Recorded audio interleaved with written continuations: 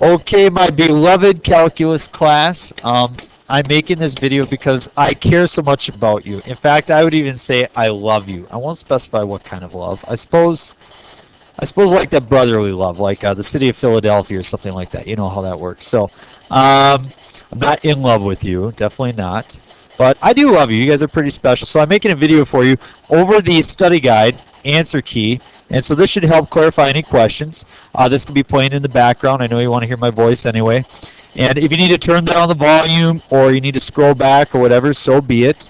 But you can probably put it smartboard and take care of things like that. So we start with this. Your first goal again should be to understand derivatives, and derivative is the instantaneous rate of change at any given point. So for this function f of x, which is over here, we want to arrange these values in increasing order. So what I should do is identify, first of all, f of negative 3. If you look at the value negative 3, it appears to have a slope of 0. So I'm going to write and these are approximate, okay? Approximate, about 0. F prime of negative 2. If I go up to negative 2, it looks like it's slightly negative, okay? Maybe like negative 1. Let's go to f prime of negative 1. If I go to negative 1, looks like it's slightly positive, meaning about, say, positive 1. F prime of 0. Ooh, I kind of covered that up, didn't I? F prime of 0. I'll make sure that these are identified very well on your test. But it looks like it's just barely positive, meaning maybe like 1/2 or something. But it's definitely not as positive as the previous value. Okay? You can tell that the slope of the green line is not as steep as the slope of the red line. Then finally, f prime of 3. Let's locate 3. 1, 2, 3. As we go up, as you look at that slope, I'm just going to write very positive. Something like positive 10 or something. So now as we just want to arrange these in increasing order, obviously f prime of negative 2 is, that's the most negative value. Then we have f prime of negative 3. Then we have f prime of 0, f prime of negative 1, and f prime of 3. So there's your values in increasing order. And that you should be able to do that. That should be bare minimum stuff, okay? Draw your graph and estimate the slopes. 2 is one that people get, 2 and 3 and 4 people get confused all the time. So if you're getting confused, good, you're normal, okay? Let's try to be unnormal then and figure it out. F of 0 equals 1. This is a point, whereas all the rest of these are slopes because they have a prime on it, so that means that's the derivative. So I'm going to plot f of 0 is equal to 1. So you plug in 0, you get out 1. F prime of negative 2 is 0. So, if you think about it, I got to bottom out there, or I have to come to a maximum there.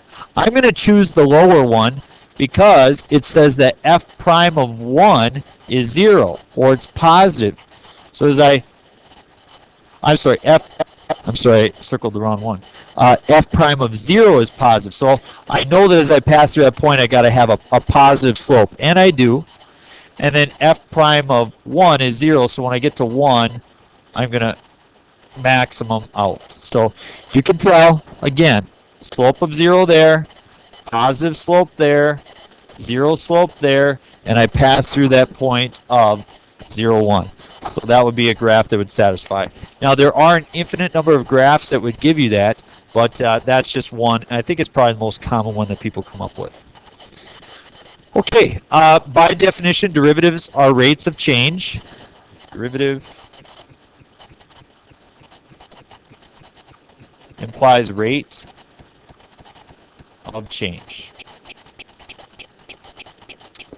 And so we want to describe what a derivative means in real-world terms. So the distance in miles a car has traveled can be modeled by the equation y equals d of t, where t is the number of hours the car has been traveling.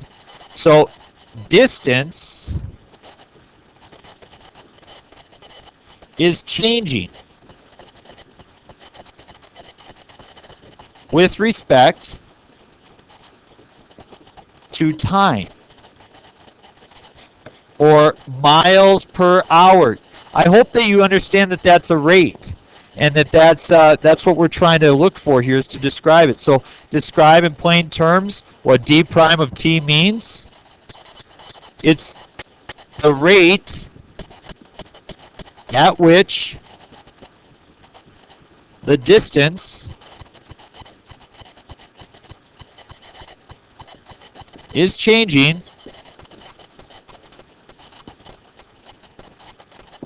with respect to time. And if you wanted to say it's the instantaneous rate of change at a given time, that would be fine. If you want to say the instantaneous speed at time t, that would be fine. But the point is that it's a rate, and it's changing in accordance with time. So describe in plain terms what d prime of 3 equals 35 means. That means at time 3, you are traveling at a rate of 35 miles per hour. Do not write this. Do not say after 3 hours. Because after 3 hours implies that it's like an average rate of change. You could say at 3 hours, I have an instantaneous speed of 35 miles an hour. Something along those lines is fine. But it can't imply that it's over a given time interval. So during the first 3 hours, or after 3 hours, or over the course of 3 hours. All that is nonsense. You can't have it. It's got to be instantaneous at that time. At that time, at 3 hours. So the amount of snow accumulation during a storm in inches is modeled by that, where t is the number of hours it has been snowing. So we're talking about inches per hour. So what does s prime of t mean? Rate at which the snow is falling at time t. So I didn't say with respect to time there. That means the same thing as at time t. I'm just trying to give you a couple different ways you could state it, but that'll be a fine way of saying it. Rate at which the snow is falling at time t. So what does s prime of 1.2 equal 0.5 mean? That means at 1.2 hours, not after, not over the course of, not during the period of, but at the exact time of 1.2 hours, the snow is falling at a rate of 0.5 inches per hour. You're getting ½ an inch per hour. We're not too far from having snow coming down in this class. Bye, Riley Schultz. I'm in the classroom after school working. We got Riley here. We got Quinn, Dr. Medicine Woman, and Sadie Burnett doing some pre-calc, and Zach doing calc. We're just hanging out. We're having a good time. So it's all good. Party! All right. You want to go? Yeah. Yeah, set them on my desk. Yeah, I'll take care of that. Well, password. Log out. Done. Get out of here. Go. Okay. All right. Problem 3. So I'll sign 2 of those, okay? All right. Yep, you're welcome. Use the formal definition of the derivative. I lectured you on this today. The formal definition of the derivative is this. You should know this. This should be in your brain. F of x plus h minus f of x all over h. That is what we are doing. Limit as h approaches 0. Got to do it. So I need use the formal definition of derivative in order to write equations for lines, tangents of the curves at the given points. Sketch a graph of the curve. So I've got a lot of stuff to do here. In order to write an equation for line, I need slope. I don't know it. I also need to know point on line. You do know that. X coordinate is 2. Plug it in, you get 1 for the y coordinate. Now, use your instantaneous rate of change via the formal definition of the derivative. The slope is equal to the derivative, which is equal to the limit as h approaches 0 of f of x plus h minus f of x all over h. Solve it. How do you solve it? You multiply by the conjugate. So conjugate is it stays the same, but I insert a plus instead of a minus. That's going to free up for us that h so we can cancel out. It'll get rid of the removable discontinuity. So you guys understand this stuff like it's arithmetic. Multiply, I have the limit as h does go to 0 of, multiplied by the conjugate, you guys know that the middles cancel. I have x plus h minus 1 minus the quantity x minus 1 all over h times the quantity x plus h minus 1 plus the square root of x minus 1. What happens? What happens? What happens? Yes. The x is canceled. The negative 1's canceled. The h cancel, leaving you with 1 over all that. Can I now plug in 0 for the h? Go ahead. And you get 1 over 2 roots of x minus 1. That is f prime. That is your derivative. So we want to know the slope. Plug in your coordinate. Plug in 2, and as you can see, you get 2 minus 1 is 1, square root is 1, 1 over 2 times 1, 1/2. Write your equation for your line. Y equals mx plus b. Y is 1. M is 1/2.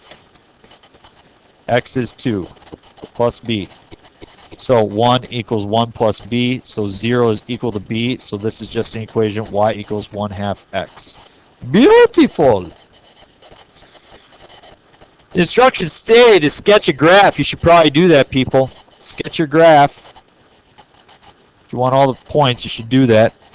And then sketch the graph of the line, 1/2 x at the point 2, 1. As you sketch that graph, what do you notice? It is perfectly tangent. Awesome. Notice how complicated that problem was when we first started this course. Now it's easy. We're able to find the derivative exactly using the formal definition. You don't know how to do that until you know the chain rule later on. There's no shortcut for us right now. Let's do the second one, okay? These are the longest problems. I know that. But this is the heart and soul of what you need to do during this time, okay? So, this next one looks like a quotient rule type problem. No, oh, we got to use a formal definition. Never mind. M. Don't know it. Point on the line. Negative 1.5. If you plug in negative 1.5, you get negative 2. That's our point on our line.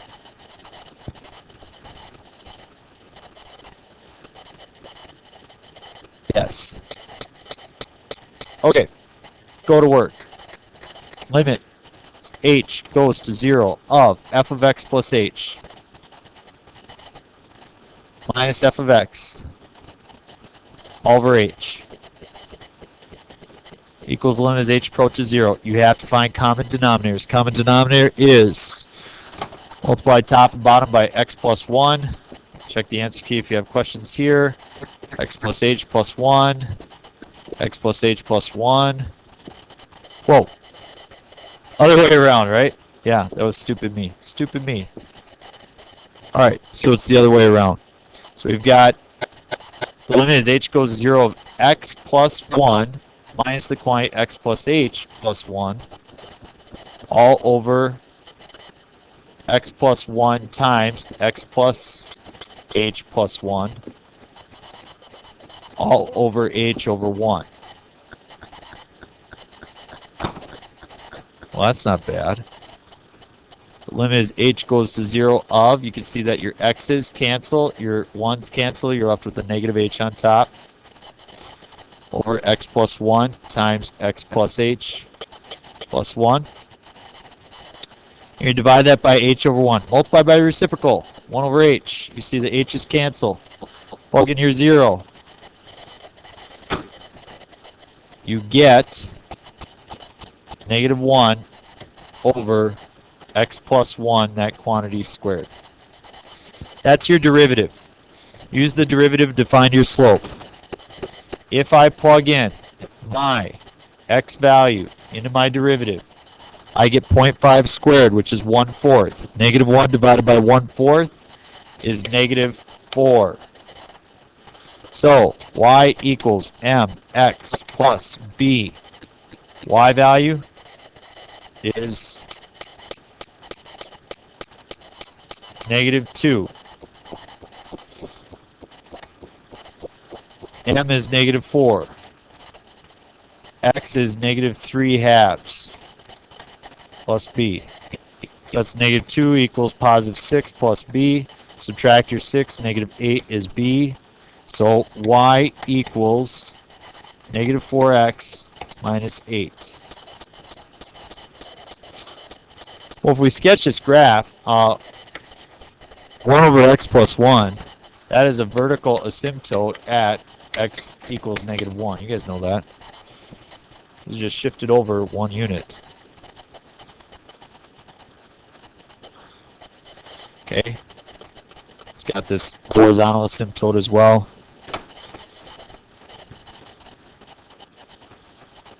There's that graph.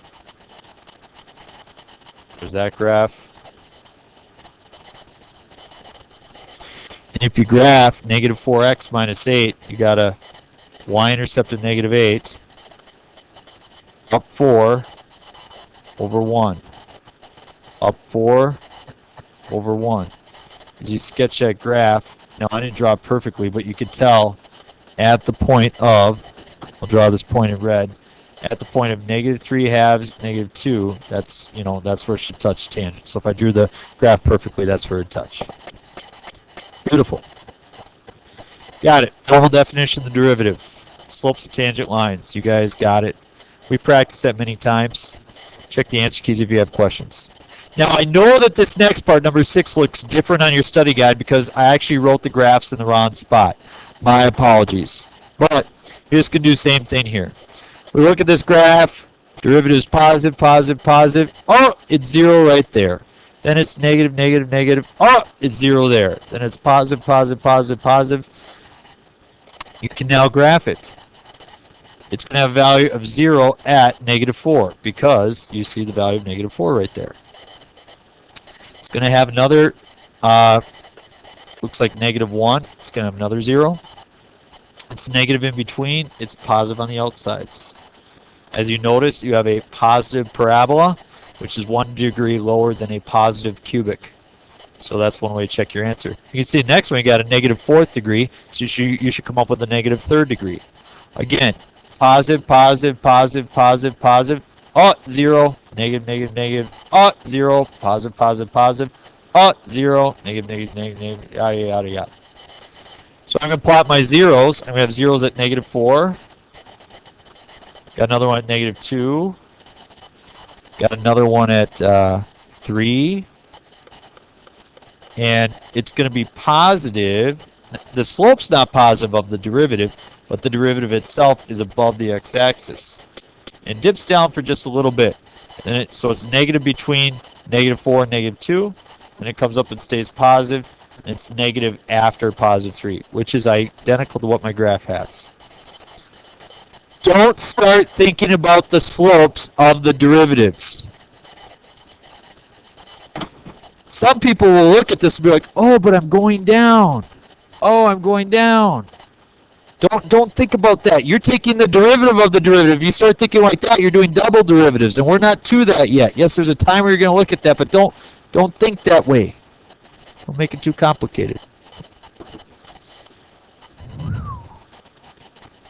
All right. 2 pages down, 2 to go. Following graph is not differentiable at a number of points. It's not differentiable wherever it's discontinuous, or wherever you have corners, or whether you have vertical tangents. Okay? Not differentiable. Okay? Corners. Discontinuous.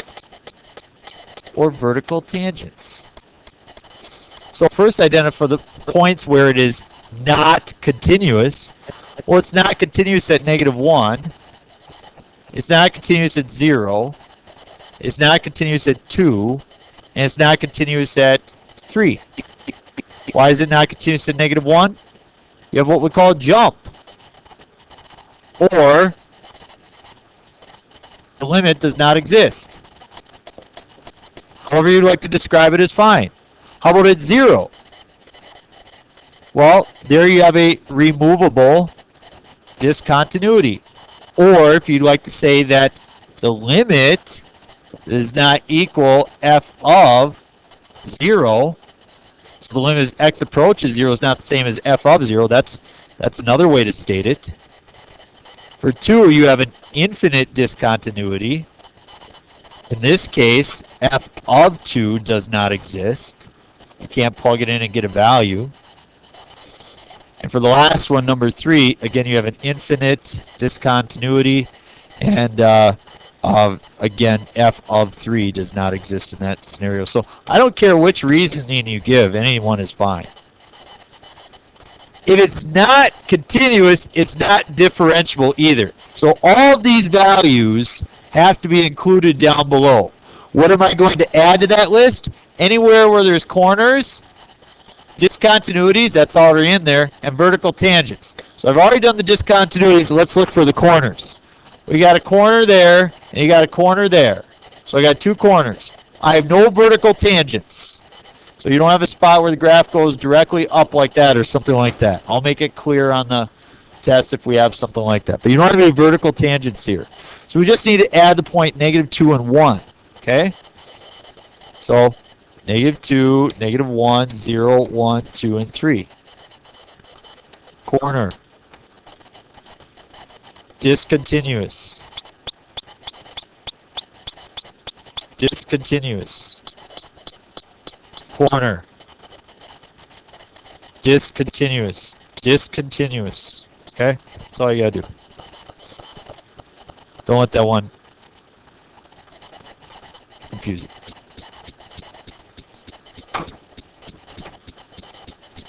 Shortcut rule. Piece of cake. F prime of x. You guys know this. 6x minus 4. Done. This one you have to rewrite. Square root of 3 times the square root of x minus x. Or the square root of 3 times x to the 1/2 minus x. Now I can take my derivative more readily. My derivative is going to be equal to 1/2 times the square root of 3 times x to the -1/2 minus 1. And we can simplify that to be square root of 3 over 2 roots of x minus 1. So that's a little trick, but when you have the square root of 3 like that, you gotta separate it like that. You can't keep doing both underneath there. C, this one's easy. Rewrite it as -3x to the -2. Well, f prime of x is then going to be 6x to the -3, or 6 over x to the 3rd.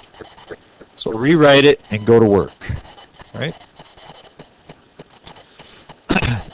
D, I'm going to rewrite this to be f of x is equal to x to the -2/3 minus 4x squared plus the square root of 7. Square root of 7 is just a constant. Let's start by dropping down the -2/3 in front for our derivative. -2/3 x -5/3 subtract 3 over 3 minus 8x, and derivative of square root of 7 is 0 because it's a constant. You can rewrite this to be -2 over 3x to the 5/3 minus 8x. Done and done. You guys are going to ace this test. I should go home and write a more difficult one. That's really what I should do. All right, let's rewrite this. F of x. So f of x is equal to x to the 7/4 minus 2x plus 3. So f prime of x is equal to 7 over 4 times x to the 3 over 4. Okay, you gotta subtract 4 over 4 minus 2. Derivative of 3 is 0. So f prime of x is equal to 7x to the 3/4 over 4 minus dos. That's Spanish for 2. And we can rewrite this one to be -4/3. Don't bring the 3 up. Leave the 3 down below. -4/3 x to the -5th. So f prime of x is equal to 20 over 3x to the negative 6th, or 20 over 3x to the 6th. That's what you got to do. Can't bring that 3 up. That would be totally illegal. That's where people make mistakes on tests, things like that. Your algebra is what gets you caught in trouble on the test. So make sure you're in good shape there. I know you guys want to practice basic math, but you're too good for basic math, so we got to do other stuff. Okay. We did this one today in class.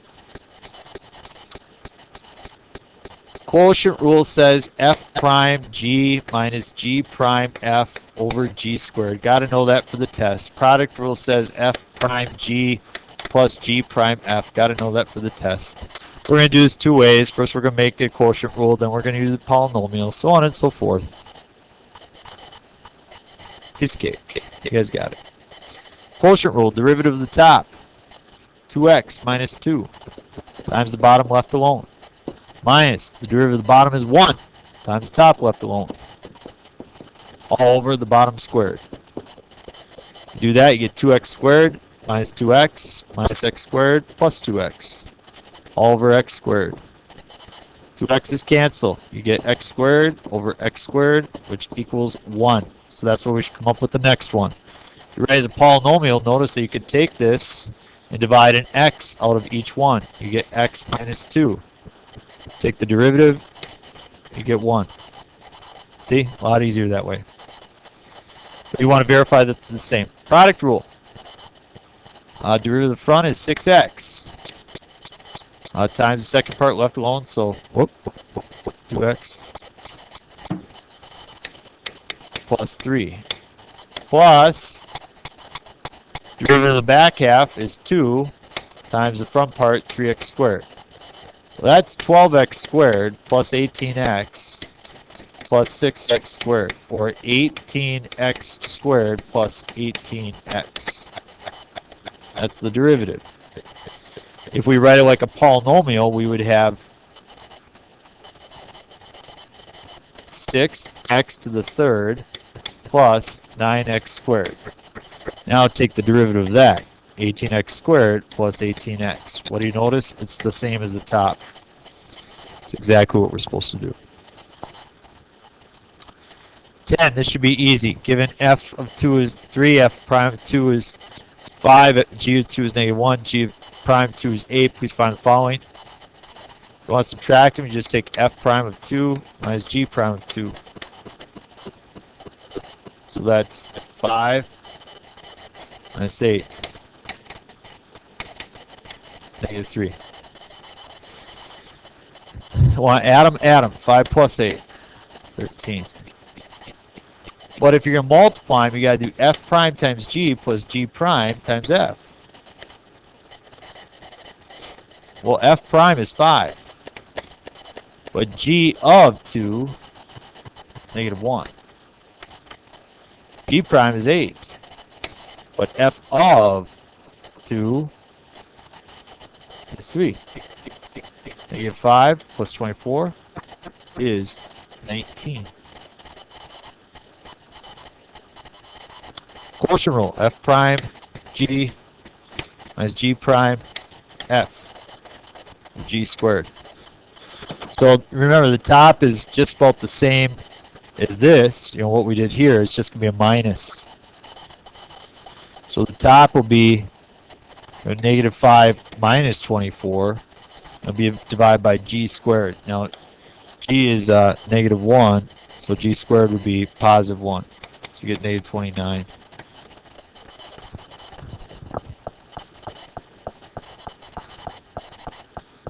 Last two. Equation for line tangent. Point on line. Got 2. Plug in 2. You get 8 minus 10 over 1 minus 6. Did I really write a problem like that? It's going to require you to do that much work.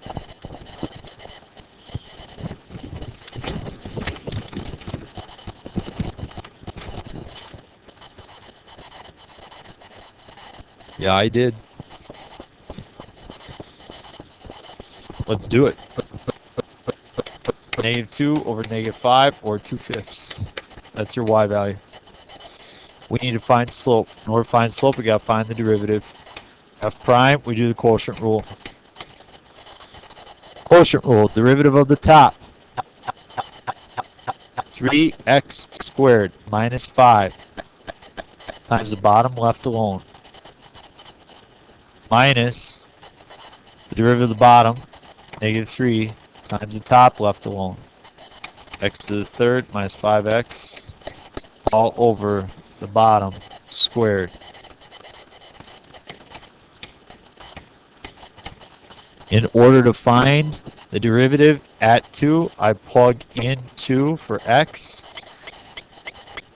and you get 2 squared is 4 times 3 is 12 minus 5 is 7 times -5 minus plus 3 times 2 to the third is 8, 5 times 2 is 10, so -2. All over the bottom is -5 squared is 25. So you get -35 minus 6 over 25, or -41 over 25. So the slope is -41 over 25. Write our equation for our line. Y equals mx plus b. Y value is 2/5. M is -41 over 25.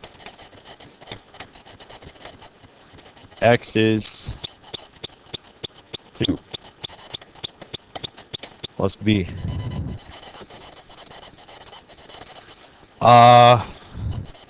So I'm going to write this as 10 over 25 because I know I'm going to need common denominators.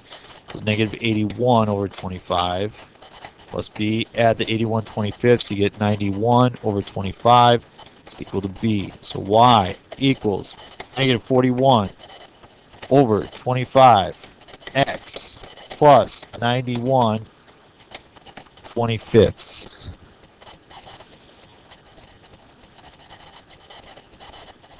Whoop!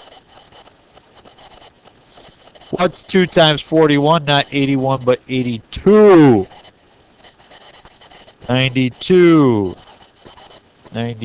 25ths. Whoops. Gotta account for that. Sorry about that, guys. Alright, cool. Got it. Equation for the tangent line. Don't simplify that derivative into something that looks algebraically pleasing. Just go ahead and substitute your value and be done. Don't waste all your time doing the algebra when you don't have to. Next one, M equals, we don't know. Point on line, we do know that. We've got 1, plug it in. 1 plus 3 is 4 times 1 plus 1, so that's 2. 4 times 2 is 8, so we got 1, 8. 1, 8 is our point on our line. Find our slope. Well, this requires the product rule. So we got the derivative of the front. So I'll rewrite this as x to the 1/2 plus 3x times x to the 1/3 plus x squared. Now if we do that, we get, let's see, 1/2 x to the -1/2 plus 3, multiply that by x to the 1/3 plus x squared. Plus, now you got to take the derivative of the back part, which is going to be 1/3 x to the -1/3 plus 2x times the front half x to the 1/2 plus 3x. That's my derivative. That's my derivative. Alright, so sometimes it's hard to understand when you have negative exponents, so let's just write in a better way. F prime of x is going to be equal to 1 over 2 roots of x plus 3 times x to the 1/3 plus x squared plus 1 over 3x to the 1/3 plus 2x times x to the 1/2. You guys probably like this square root thing. Square of x plus 3x. Alright. So in order to find the derivative at the value of, yes, I picked 1, good. F prime of 1 is, looks like we get 1 over 2 plus 3 times 1 plus 1 plus 1 over 3 plus 2 times 1 plus 3.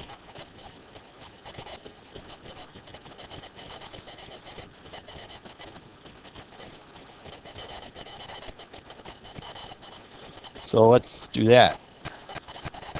3.5 is 7 halves times 2 plus third plus 2 is 7 thirds times 4.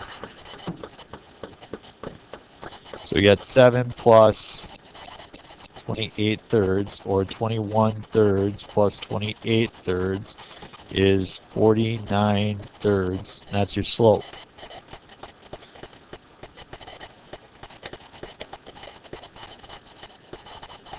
We got our slope. Let's write our equation for our function. Y equals mx plus b. Your y value is 8. M is 49 thirds. X is 1 plus b. So I got to rewrite this in terms of thirds. So 24 thirds equals 49 thirds plus b. Subtract, get negative 25 thirds is equal to b. Equation for the line is y equals 49 thirds x minus 25 thirds. Bada bing, bada bam, bada booski. Done. Good luck. I hope you guys do great. You should do A+ on the test. I expect nothing less from you. Yeah. You can watch a video tonight if you need more help. It's uploaded. You guys know the rule. Make sure you treat the sub nice. She's a great person. And if you do anything mean, I'll hunt you down. Have a good day. See you soon.